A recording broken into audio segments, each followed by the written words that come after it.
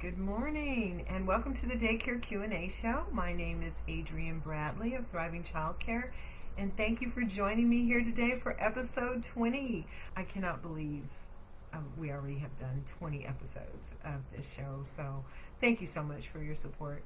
But I want to get started today because I have a lot to go over with you today, and I'm hoping that my Wi-Fi stays with me because we've got some windy conditions here in California, and they've been talking about putting scheduled blackouts on tap for, I don't know, this week or something if the winds get too high. So anyway, let's get into it just in case. So yeah, and so if you are joining me for the first time, welcome, and if you are coming back, welcome back.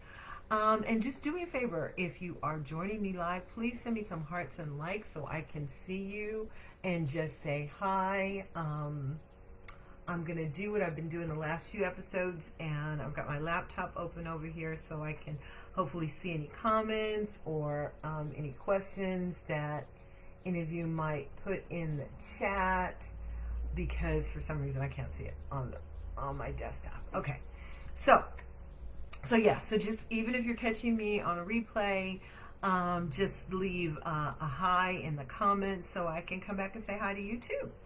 All right, so a few housekeeping notes. I do this every week.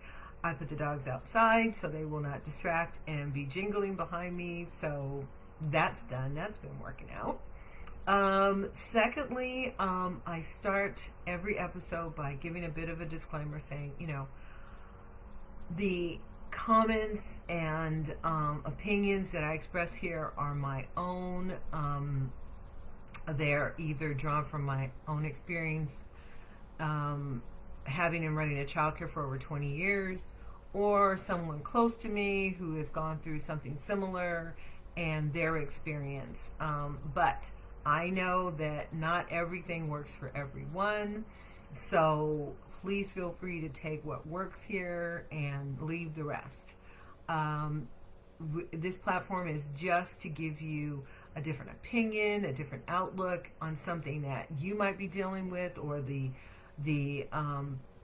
providers that are leaving the questions that they might be dealing with, and maybe how you might handle something similar, or just to get you thinking should you ever be in that situation. But feel free to discard what doesn't work for you and doesn't vibe with your business or with you. Okay, all right. Let's see. Third, I want to remind you, if you are joining me live and you have a question, and even if you're watching a replay and you have a question, please go ahead and leave it in the chat or in the comments, and if I will try my best to get to it during the show. If I don't, I will come back and answer it after. Okay? All right. And lastly, we are having our weekly giveaway today, and I'll give you more information about that a little bit later in the show. But we're going to be picking a winner of our special giveaway this month. So stay tuned for that. Okay? All right. So let's see what's going on in the Thriving Childcare universe. Okay, first, today our episode is sponsored by the Provider Planner. I'm going to point to the wrong, I always point to the wrong side. The Provider Planner and Organizer, there's our striped version behind me here. It is our luxury planner just for childcare providers.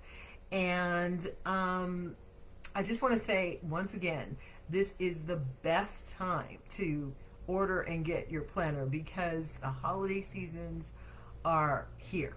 We might as well say they're here. We're in November. We've got a week before the first holiday, and then it just rolls after that. So it's the best time to order your planner so you can use it throughout the holidays, and not only that, but plan for what you want for your business and your personal life for next year, because that is fast approaching.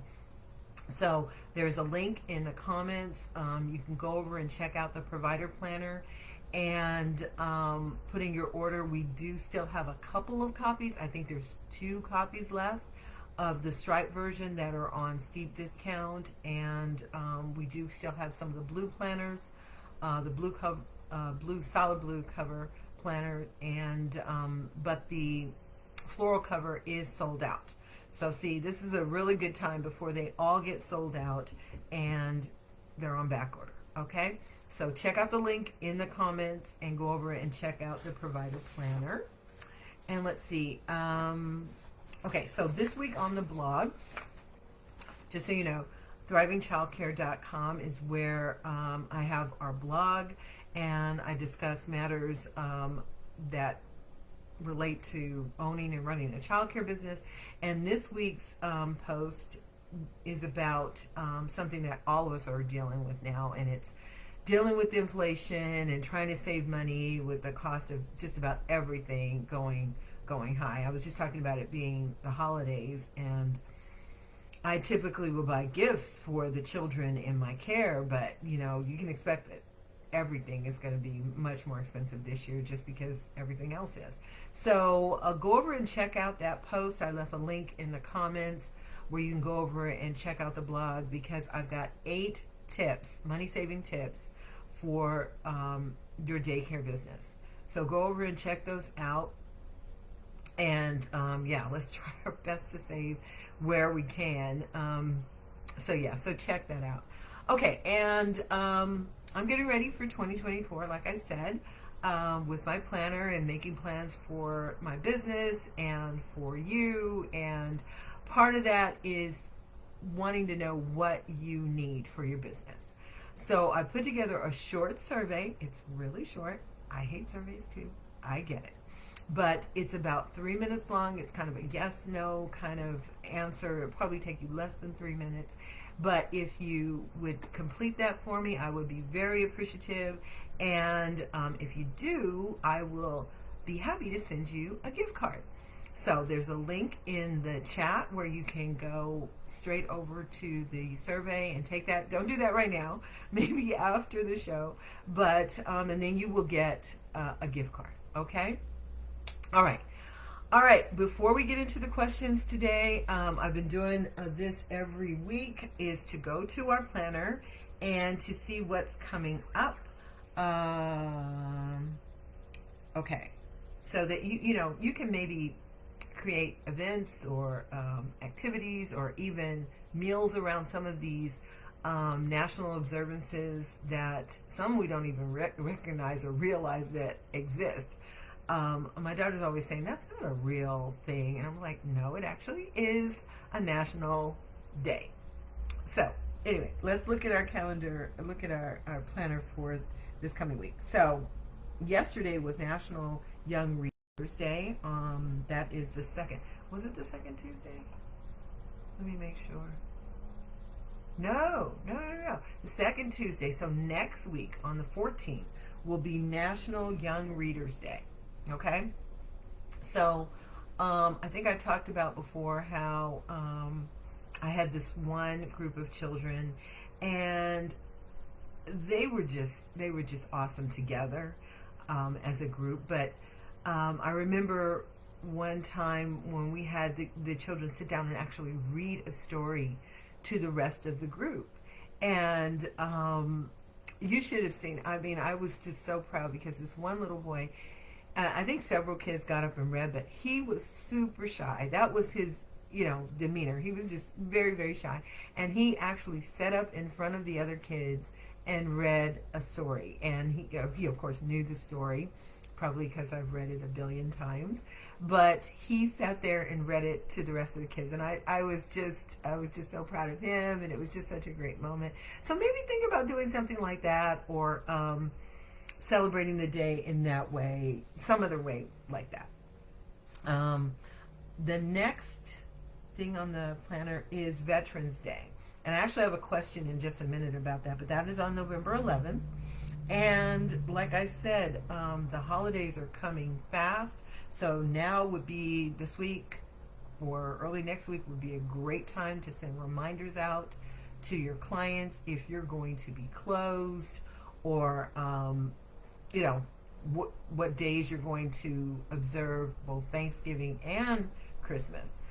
Be a great time to give them a heads up and just send them out a quick text or email or put in your newsletter the days that the childcare is scheduled to be closed, and just give them a reminder.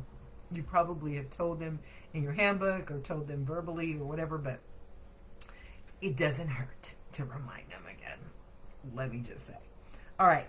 And then November 13th, which is, I think, next, Monday, is World Kindness Day. So that's something that you could definitely do something with the kids. Talk about what it means to be kind, how they can show kindness to the other children, how they can show kindness in their family, and just promote their understanding of what it means and why it's important to be kind. Okay? All right. So we're going to get into the questions. I've also started asking you a question, and I said a moment ago that I had a question that related to Veterans Day. So here it is. What day are you actually celebrating Veterans Day on? Veterans Day is the 11th, which this year lands on Saturday. And I didn't realize it until I was talking to my husband this morning. He was saying that he was off this Friday. And I was like, why? And he said, well, they're observing Veterans Day on Friday. And I was like, I guess I'm so used to observing holidays on Mondays that it didn't occur to me to actually look and see when, because the holiday is on the 11th, but to see when the calendar says people are actually observing the holiday. I just presumed it was Monday. But type in the comments or type in the chat what day you are observing it. If you are taking the day off, are you taking off Friday, or are you taking off Monday, or are you just skipping it this year, or do you just not take off on Veterans Day? Go ahead and type in the comments or in the chat and let us know. And I'm going to scroll up here and make sure I'm not missing any notes or any comments. Okay, I don't see any comments just yet. All right, so we're going to get into the questions today. And so the first question is she says, so here's the deal. One of our teachers had a bit of a meltdown in a room full of sleeping kids because she forgot to clock in, and the system only paid her for the hours she'd logged. I ended up telling her to take the rest of the week off after things got a bit out of control. Now her class has been a complete circus. And even though today was a total headache, I'm low-key thinking about bringing her back for tomorrow. I usually handle all kinds of kids just fine, but this was a whole new level of crazy.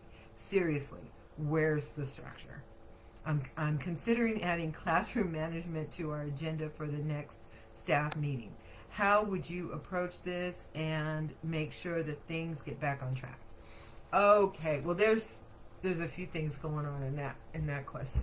First of all, the whole issue of why she had a meltdown, right? So apparently she forgot to clock in, and I guess her paycheck came out and it was short, and she just lost it.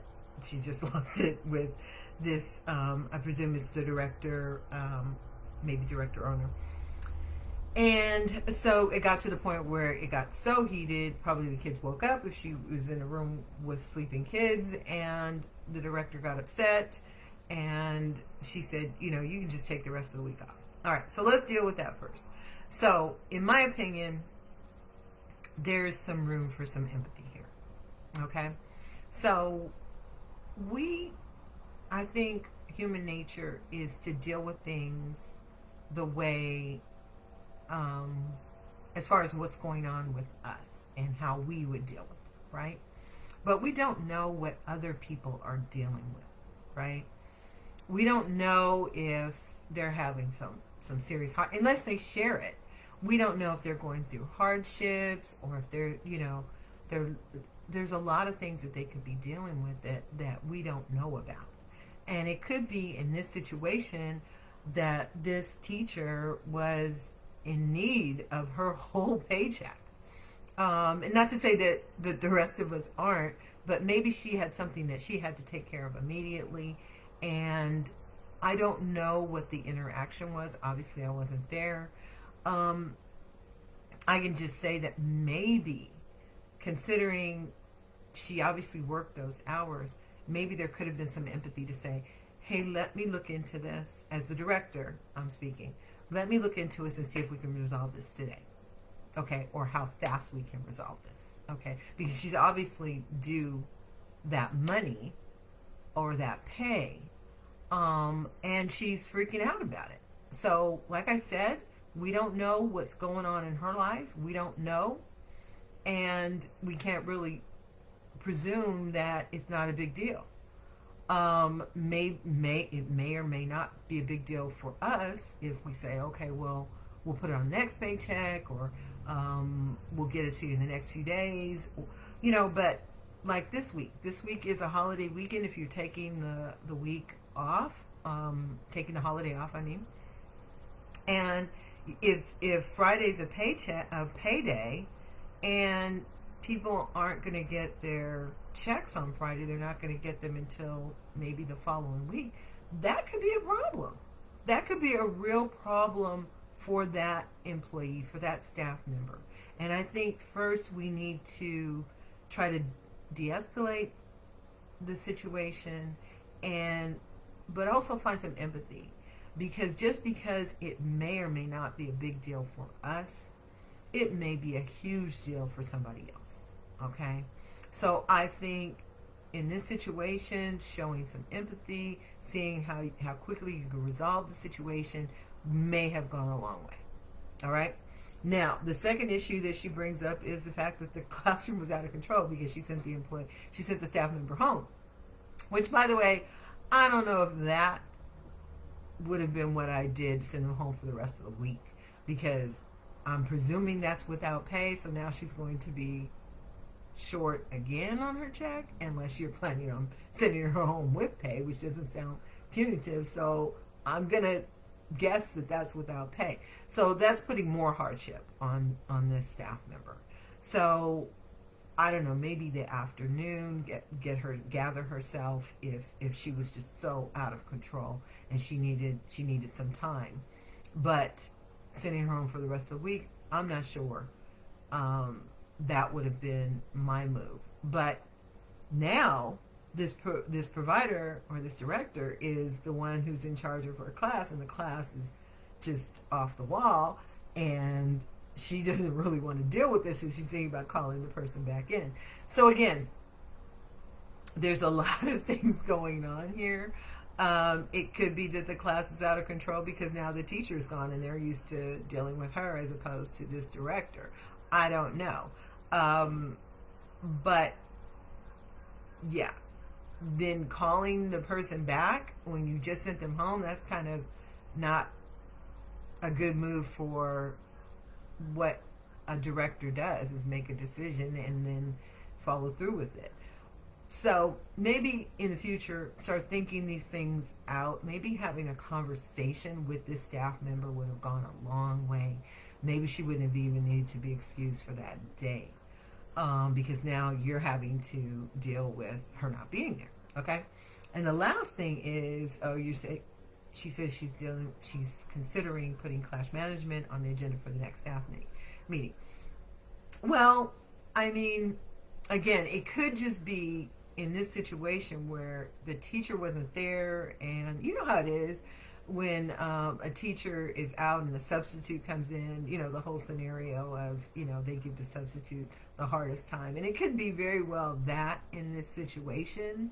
But I don't necessarily think it's a bad thing to discuss that in a staff meeting. How are they managing the children? Are there any issues that have come up that maybe they can share with other staff members so that they can, it can maybe help them in their room dealing with difficult children or difficult situations, and how best to handle that, and what you advise as the director. So I don't think that's a bad thing. I think this is a knee-jerk reaction to what you're dealing with, but I don't think it's a bad thing to bring up in a staff meeting. But what do you think? How do you think you would handle the situation? Do you think that the director handled it the correct way, or the way you would handle it? Would you have done something different? Go ahead and put that in the chat or in the comments, and let us know, if you have a different perspective. I'm going to scroll up and see if any. I don't see any comments right now. Yeah, let us know if you have a different perspective than my own. Maybe I'm off base. Maybe I'm not understanding. But yeah, leave in the comments what you think and how you would have handled it. Okay? All right, I'm going to move on to the next question. Okay. It says, hey there. I got a quick heads up from one of our teachers. It seems a child arrived in a dirty diaper today, and it was a bit of a hassle to deal with. She wants to know if it's possible, could I talk to the parents to make sure that the child arrives and is clean and changed before they're dropped off. She says it'll make things smoother and more comfortable for the child and everyone here. And yeah, so I know a lot of us deal with that situation, or we have dealt with that situation. Hopefully it's not ongoing. And although we have empathy for the parents who are rushing in the morning, I get it. But, you know, I know what it's like to have to change a child the minute they come in the door. All right. For one, it would cause issues for me because my assistant usually wasn't there. So if I had to go and change this child immediately, then it took my attention away from other children that were going to be arriving around the same time, because it's not just going to take me 15 seconds to change a diaper and be back, you know. And I remember one specific time, and I almost terminated this family because it was crazy. Let me tell you what happened. So a child arrived. They had not only a dirty diaper, but almost a blowout, and I had to go change them right away. So I was changing the diaper. Meanwhile, someone else had arrived. Well, I didn't have, this is before I had my Ring doorbell. And this was one of the reasons why I got it. So that I could, if you don't know, the Ring doorbell is kind of an intercom doorbell as well. And it allows you to talk to whoever might be at the door ringing the doorbell. Okay, whether you're at home or not, whether you are there or not. And this incident is why I got my Ring doorbell, because I couldn't get to the door in this was a grandparent dropping off in this grandparent's idea of fast enough. Okay, like I said, I was changing a diaper. I couldn't tell her that because she's at the front door and I'm back changing the diaper. By the time I got to the door, my assistant had come around to the back. She'd arrived, come around to the back and opened my sliding glass door was already open to come in, and she let me know that someone was at the front door.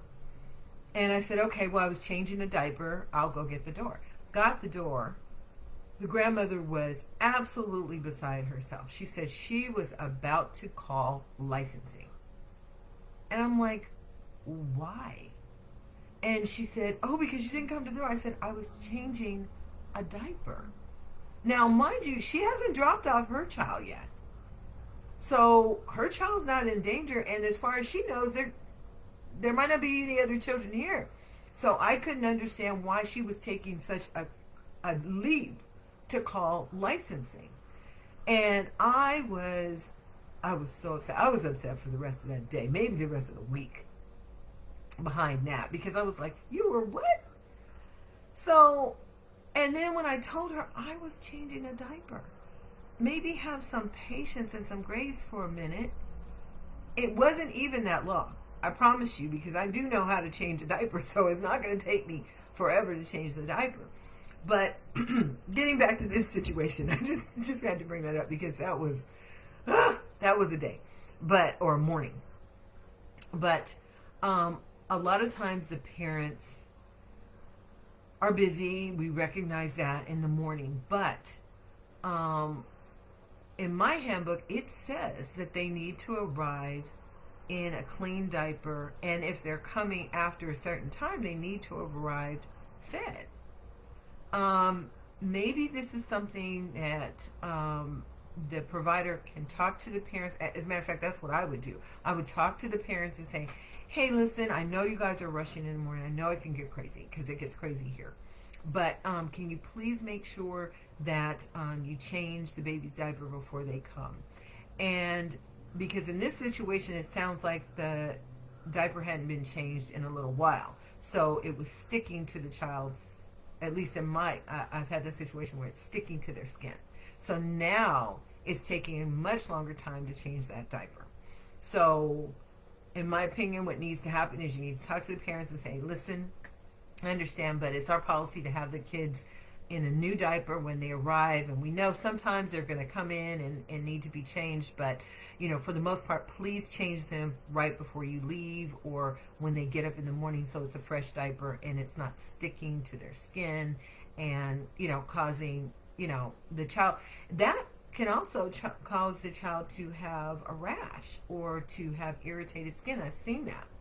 And because now to get it off, you're having to rub and causing the child to be uncomfortable. So maybe explaining that to these parents and just reminding them about the policy will go a long way here.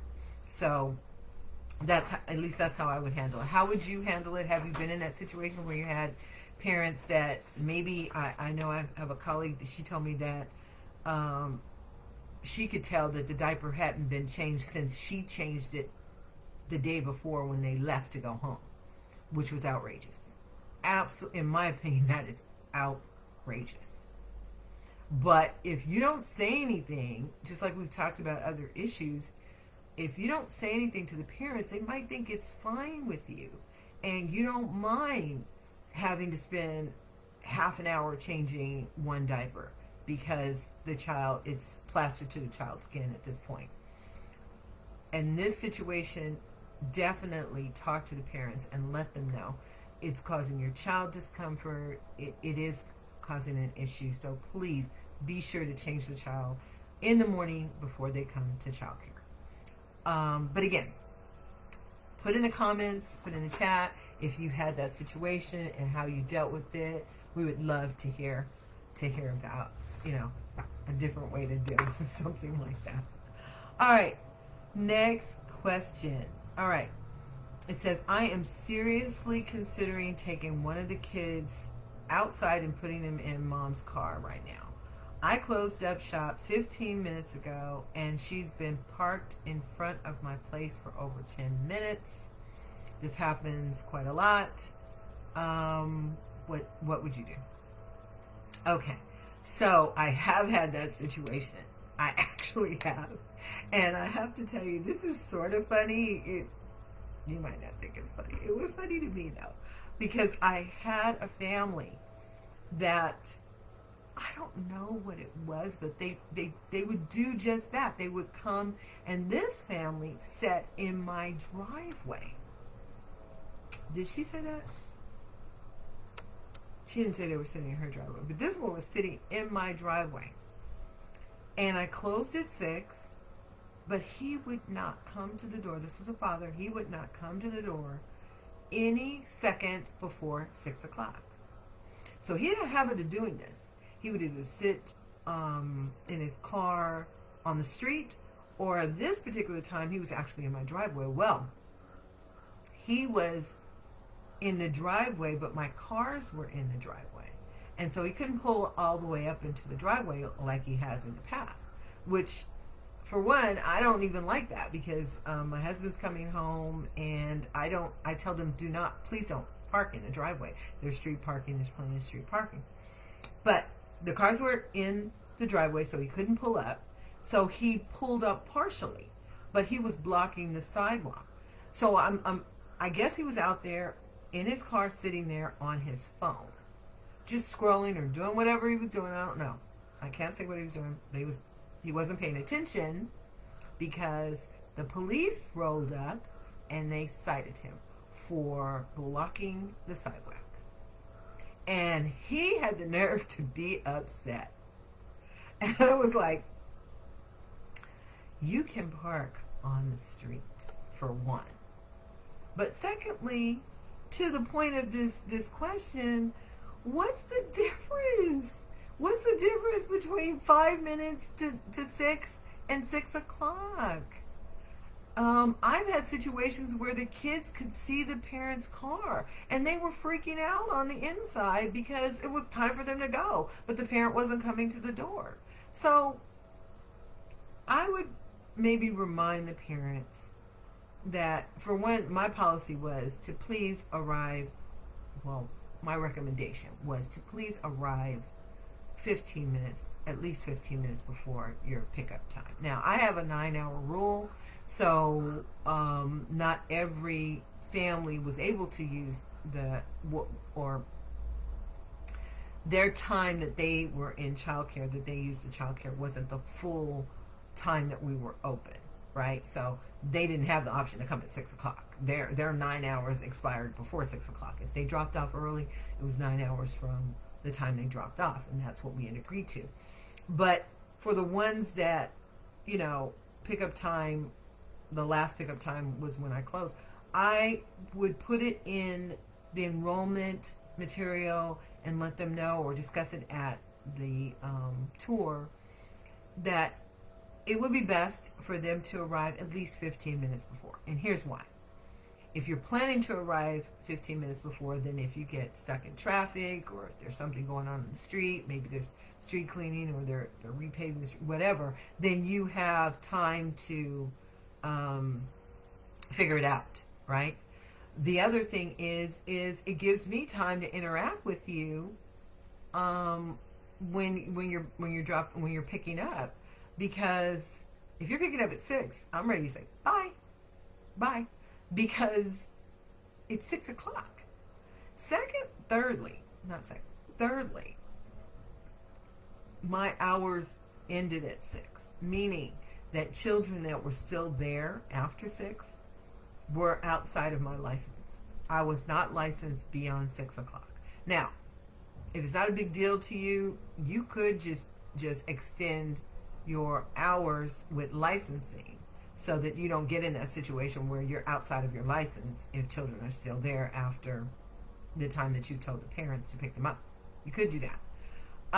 My advice would be to talk to the parents again, and say, listen, I know you've probably had a long day, but your child can see the car and they get excited that it's time for them to go home.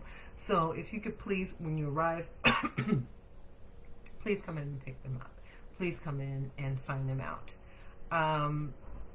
Because the other thing is, why do they have to park right in front of the house where I can see them or where the child can see them? Park down the street if you're going to do something like that. But no, seriously, talk to the parents and say, listen, I close at 6. My license is over at 6. Okay? So that's the first thing. Second thing, and I think I've talked about this before, most other childcare owners would charge them a fee. I don't care that you're sitting in my driveway. You're supposed to, we agreed that the child would be picked up and signed out by this time. And if they're not, then I'm going to charge you a late fee. I bet you they'll stop happening. But yeah, you charge them a late fee, I bet you that will stop. She'll come in and sign that child out and pick them up. Nobody likes to pay more. Nobody likes to pay more. So, but you are going to have to enforce it. You are going to have to be the one to say, hey, listen, we agreed that Johnny would be picked up by 6. It is 6:15. If this happens again, I am going to have to, you will get a late fee. And when they go, well, but I was sitting here, I was in the driveway, it's like, that's not picked up. So they might play with the semantics and say, oh, I was here. But it's like, no. The point is, he was still here. So think about charging that late fee. If you don't have that policy, maybe institute it right now and advise your clients moving forward that picked up means signed out the door, and picked up. Okay? All right. So let's move on because I don't want to go long today. I went long last week, I think. Okay. So let's see. Oh, type in the chat or in the comments how you have handled that, if you've been in that situation, or if you've had to have a conversation about picking up late and how you handled that. Go ahead and type that in the comments or the chat and let us know how you dealt with it, okay? All right. So, it is giveaway time. It's giveaway time. And I told you earlier that all month long we're having a planner giveaway. We're giving away, we're giving away a provider, planner, and organizer every week this month until Thanksgiving. So, every week on the show, I'm going to be picking a winner from the entries that we've gotten the week prior. Okay? So, I'm going to pick a winner today, and I'm going to try and open it up on my phone because what I did was I found a picker, a number picker, so that I can pick the winner at random. Okay? So let me find it, and then I'm going to show you. And then, okay, so I don't know if you can see this. Let's put it up to the screen. Okay, well, I don't do that very well. There you go. So it's a number picker. I'm going to pick a winner right now. Okay, so I'm going to pick, we're going to spin it and see where it lands. Okay, it landed on number 8. I cannot do this. Number 8. Let's see who is number 8. All right. Oh, I have it here. Wait, let's see. Number 8. Lisa Stankowski. I hope I said that right. Lisa Stankowski, you are our winner this week. And yeah, you win a provider, planner, and organizer. I keep pointing to the wrong side. The provider, planner, and organizer, one of our striped copies. And watch your email. I will send you after the show. I will send you a link how you can get your organizer sent to you, and we will get it out to you right away. Congratulations, Lisa. And we're going to be doing this all month. So if you didn't win today, if you're not Lisa, that's okay. You can enter to win for next week. I'll announce another winner next week. So there's a link in the comments to enter for the giveaway for the planner. So just click on that link after the show, click on the link, and go ahead and enter, and maybe I'll choose your name next week. But Lisa, congratulations, and I'll send you in an email how you can get your planner sent to you today. All right. That was exciting. By the way, we accept weekly entries up till the time of the show, so every Wednesday at 10 a.m. So from now until next Wednesday at 10 a.m. Pacific Standard Time, you can enter, and hopefully I'll call your name next week. All right. So let's get on to our last couple of questions here. We're doing good on time today. I'm proud of myself. All right. All right. It says, hey, Adrienne, good morning. Good morning. I'm just starting out as a new provider, and I'm working out my provider policies. Could you give me some tips on key things I should include, or maybe share some sample policies with me? Okay. First of all, type in the chat or in the comments what you think are must-have policies. But I want to say something here before I even get into the answer for this. You said provider policies. I'm going to presume that you meant childcare policies, because there's a couple of things that could be going on here when you're talking about policies. But let's go through it, right? And I'm not going to be able to list them all because I'm not going to remember them all right now. But policies, first of all, sick and illness policy. That is top of mind, and I think the last question today, we're going to get into that a little bit more. But if you don't have, and before I even finish that, a lot of the policies that are standard in a childcare setting are directly related to what licensing or your licensing body requires you to do or have. Okay? So, a lot of the policies are going to relate directly to that, right? So, the sick and illness policy, that would be one of them. But most of us know that we need a sick and illness policy, all right? What we typically will do is take something standard, copy someone else's.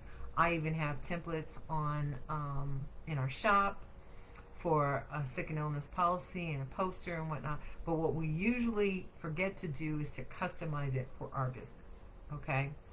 And the reason I say that is because every business is different. Maybe you have a child that,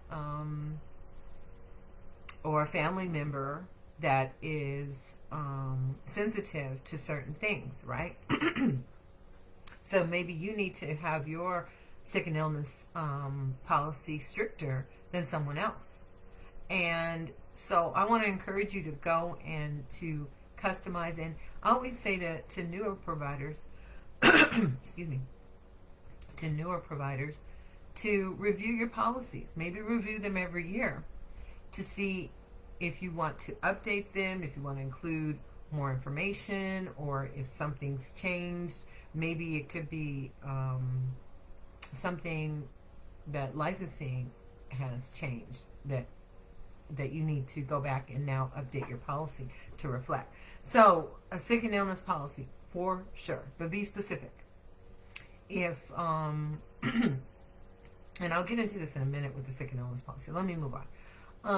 What other policy? A tuition policy. So when is tuition due?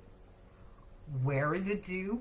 What types of payments do you accept? I would include all of that in my tuition policy. Vacation policy. Vacation policy is one of those things that I was talking about before. There's a couple things could be going on. When you talk about vacation policy, are you talking about for you, or are you talking about for your clients? You should have both, right? So vacation policy for you might be that you indicate to them that you typically take 2 to 3 vacations a year, maybe they're a week each, those kind of details, and the type of notice that you give to your clients about your vacation. When it comes to your clients, I found this out the hard way. You need to be very specific when you say 2-week vacation, because I had one family that took a 2-week vacation every 3 months, and it wasn't detailed enough in my handbook or in my policies and procedures to say that that was not what was intended. I meant 2 weeks a year. So that's why I say go back and update your policies or at least review them once a year. Familiarize yourself or refamiliarize yourself with what your policy is. I've had a couple of issues where I had forgotten what my own policy was. And whatever conversation I was having with the parent could have been resolved immediately by me referring to my policy, but I had forgotten my own policy. So yeah, a vacation policy. Chime in if anybody's here and you can think of another policy that I'm probably going to forget here. I will send a link or put a link in the show notes for an article where I do list out the must-have policies that I think you should have as a childcare owner. I'm trying to think of another one. You might have a sibling policy, whether or not that is going to be a reduced tuition. Maybe start thinking about that. A lot of providers don't want to do that, but you might want to have a policy that states as much. Let me see. When it comes to diarrhea, that's going to go to the sick and illness, but that just gives further details of when a child will be excused for illness. Like I said, I'm not going to remember all of these. Maybe you have a sign in and sign out policy. I do. where so the parents know that they're going to be signing in and signing out. A policy for who else will be picking up the child and when the child will be allowed to leave with someone else other than the parent. So there's a lot of policies. Like I said, I'll leave a link to I think there's a couple of articles that I wrote on the blog about policies and must-have policies. But if you're watching this on replay or if you are here, go ahead and type in the chat or in the comments what you think is are the best policies to start with. This is a new provider, so what should she have in place no matter what on opening day? Don't miss this policy type of thing, because when you start, there are some definite ones you should have, and if you don't, you will feel the need for them very shortly. So yeah, just type and leave that for her as well. Okay. All right. We're going to get to our last question today. Looks like we're going to end on time today. Okay. All right. It says, hey, I know this might have come up before, but do you have a policy, or should I have a policy for dealing with sick students? For dealing with sick students, do you have a policy for dealing with? Oh, okay. I'm especially curious about when you require a doctor's note, which illnesses warrant it, and what would you do about kids that have a never-ending green or yellow snot situation? Thanks in advance. Well, like I was just talking about, the sick and illness policy, I would say, is one of the biggies, right, to have in place.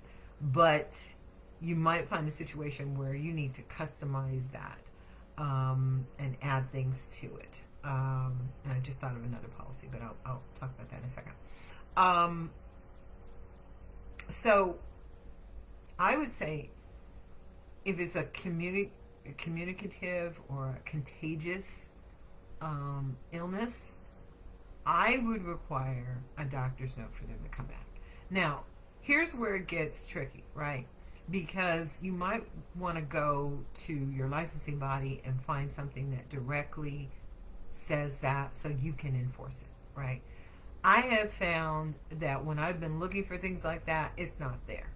So what I want to say to you is, this is your program, this is your business. You get to make the rules, okay? And as long as your clients understand that those rules exist, and they have enrolled and then the only other thing is you need to keep them up to date about any changes. I'm talking about your clients. Keep your policies up to date, and then you need to enforce them. So like I said earlier, if you have a family member that is very sensitive to picking up illnesses, then you might want to be more strict than somebody else. But regardless, it is up to you to enforce your policies, and especially your sick policies. I literally had a client, well, the child was dropped off, and I kept looking at the child and the child's eye, and it kept collecting, gone kind of like this. She was just talking about snot. I hate talking about snot. But she obviously had pink eye. I had seen pink eye enough to know that was what it was, right? So and this is why I say so forcefully that you have to enforce it. I text the parent and said, it seems like their child has pink eye. Now, I left a void. I was expecting them to say, oh my goodness, okay, we'll be right there. I'll be right there. Pick them up. Do you know what happened? That's not what they said. They said, oh, so are you saying we need to pick them up? I'm like, yeah. That's contagious. But what I should have said was, your child is showing signs of pink eye, which is very contagious. I'm going to need to have you pick them up within an hour. I'm going to separate them from the other children, but I need to have them picked up, period. Okay? And if if somebody sends you that text, you're not going to argue. You're not going to go back and forth. I think a lot of times we get anxiety about having to enforce our policies or to approach a parent with something that's not so pleasant. But that's a lot of times in our own mind, okay? I can't see somebody going back and forth with me about something like that. So why didn't I just say, your child is showing signs of pink eye, they need to be picked up, and you need to take them to the doctor, okay? We need to be okay with enforcing our policies. And if you have to say that to yourself over and over every week until you are, then do that. Because a lot of the issues we could sidestep if we just enforced what everyone's already agreed to. Those policies are probably in your handbook or in your contract or both. But and a lot of us think this, if we don't, by putting them in our handbook or in our contract or discussing them one time with the parent, that we don't need to address it anymore, we are fooling ourselves, okay? Because number one, people forget. I forget things all the time. And I just told you I forgot my own policy. So it's reasonable for people to not remember everything. That's one. Number two is if you don't enforce it, then like I said earlier, they're going to presume it's not a big deal. See, because they're not thinking about you, the other children that are there. And this is not everyone and always, don't get me wrong. But typically we're just thinking about our situation, our family situation. So we're not realizing, oh my gosh, she has 5 other kids there that could get this. And by the way, for those parents who want to bring their kids in sick and then want to say, why is my kid always sick? Well, you bring them sick, the other kids get it. It just goes round and round and round in the same circle. All right? So it's not that child cares make kids sick. It's that that's where sick kids reside. Okay? But anyway, getting back to this, I will leave a resource for the sick and illness policy that's in our shop. That is a template that you can use and revise if that's something you want to do. But what illness is warranted? I would say anything that is contagious, anything that has the child vomiting or throwing up. I personally would ask for a doctor's note, because a lot of times parents and even employers want people to rush right back to work when you're still not well. If you're sick today, 9 times out of 10, you're not going to be over it by tomorrow, right? My sick and illness policy says, I think, and see, I'm going to have to go back and look at it, but I think it's, what is it?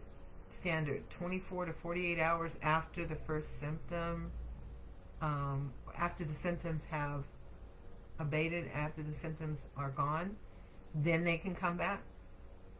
But whatever policy you decide for your sick and illness policy, whatever details you decide for your sick and illness policy, be okay with enforcing that, because that one in particular is going to affect a lot more than probably this one client, unless you just have one client. You're gonna, it's funny because most of the time at the tours, the parents want to know what your sick and illness policy is, and they're all too happy to hear if it's strict and if you enforce it and whatnot, until it affects them.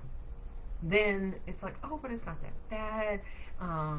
That's just allergies. They're not sick. And it's like, no, if they have a temperature and they have green and yellow snot, that's not allergies, okay?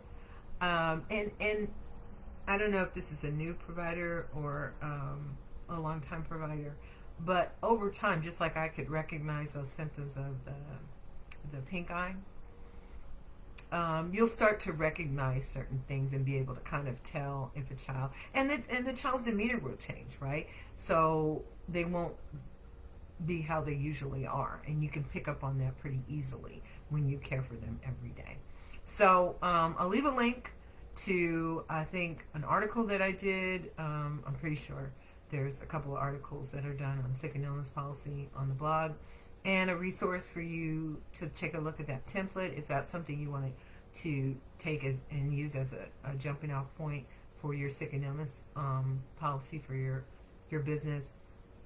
But just know that whatever policy it is, however it's delivered and explained to the parents, you are going to, the provider is going to have to be the one to enforce it, because 7 times out of 10, the parent is going to downplay it. And I get it. We all get it. They have to go to work. But we also understand that their child is a priority, and their child's health is a priority, and they're going to have to figure it out. Children get sick. And when they go to school, they're going to have to figure it out. Okay? So let's start figuring it out now. Maybe it's 2-parent family and they can figure it out that way. Maybe it's an extended family. That's one of the things that we ask about when we enroll on the enrollment forms or during a tour. What are your backup child care arrangements for when the child gets sick, or when the child care is closed, or all of those things. Get the parents to think about it, because it could be, it's not something that they've thought about.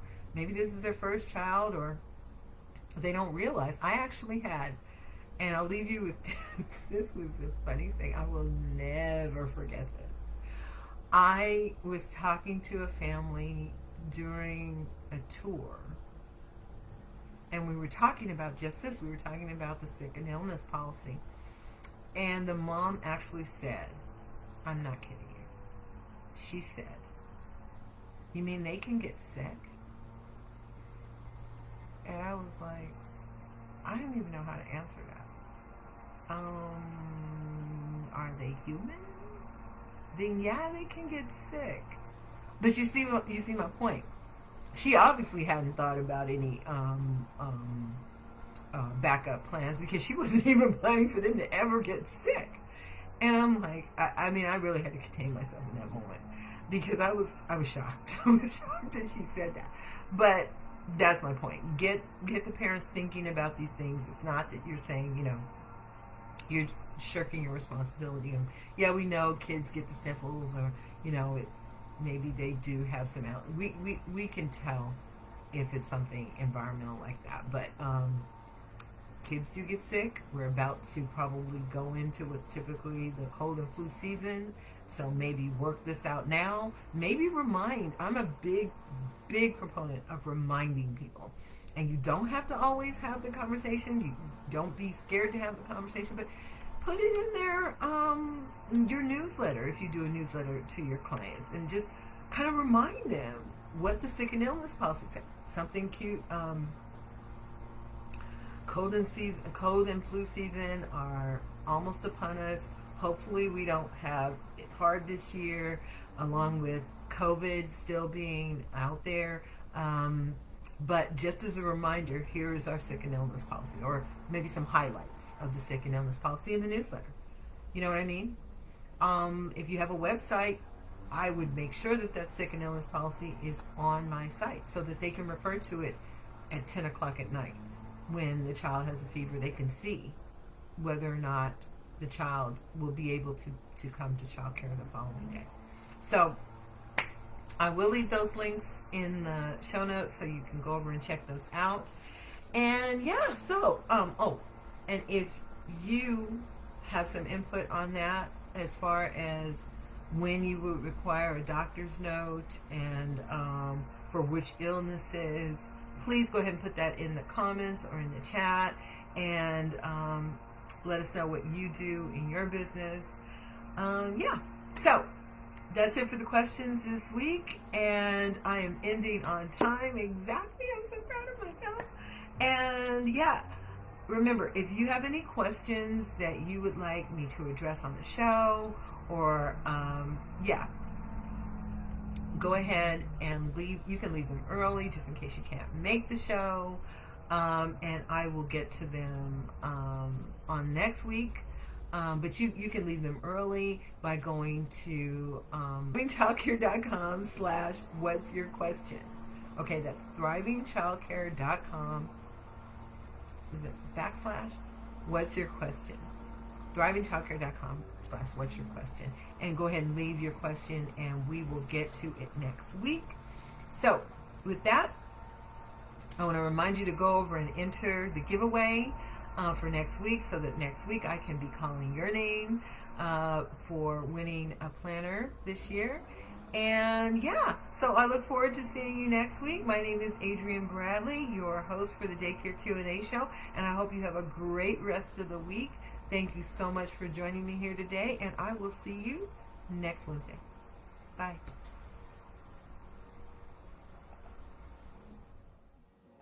Hey, thanks for joining me today.